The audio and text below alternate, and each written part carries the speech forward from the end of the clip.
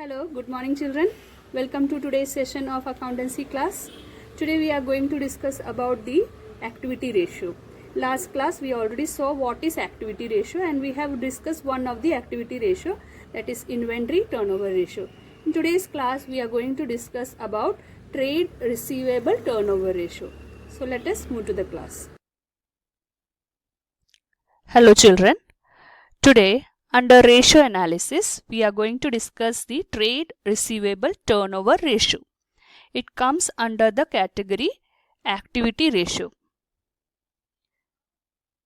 Let us first of all see different types of ratios. We have liquidity ratio, solvency ratio, activity ratio and profitability ratio.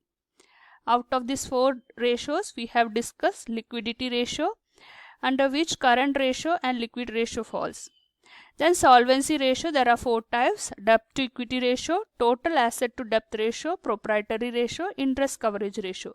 We have also covered solvency ratio. In our last class we discussed what is activity ratio and we learned one of the ratio, that is inventory turnover ratio. Today we will discuss trade receivable turnover ratio.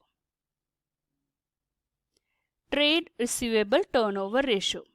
What do you mean by trade receivables? It is the amount receivable or outstanding against goods sold and services rendered in the normal course of business by the enterprises. Under trade receivables, there are two types of trade receivable, that is debtors and bills receivable. In short, we can say that trade receivables are the credit sales. What is the formula to calculate trade receivable turnover ratio? Credit revenue from operation, which is also known as credit sales, net credit sales, divided by average trade receivables. Children, the trade receivable turnover ratio is expressed in the form of times. Okay. Now, how to calculate trade receivable, that is credit revenue from operation, or we can say net credit sales. The formula is credit sales minus sales return, or revenue from operations minus cash revenue from operation. This net sales means after deducting the return amount from the sales, we get net credit sales. Okay, so that is what's shown over here. Credit sales means what? After deducting sales return, we will get credit sales. Revenue from operation is the sales, so credit sales. The other formula is revenue from operation minus, out of the total sales, you just remove cash sales. So what is left? Credit sales. Then how to find out average trade receivables? We already saw in a previous slide that trade receivables means debtors and bills receivable. So we have to go with an average of trade receivable.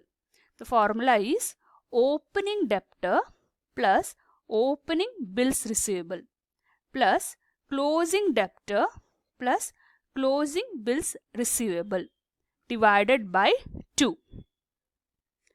Or we can also use the formula opening trade receivables and closing trade receivable, but don't find the average of this. Okay, so either of the two formula as per the items given in the question, you have to use these formulas. One more point to remember under trade receivable turnover ratio is, as you know, in debtors one of the item is provision for doubtful debts. If you found in your question provision for doubtful debts, don't deduct it from the debtors. So please recall when you are doing the problem, don't deduct the amount of provision for doubtful debts from the debtor.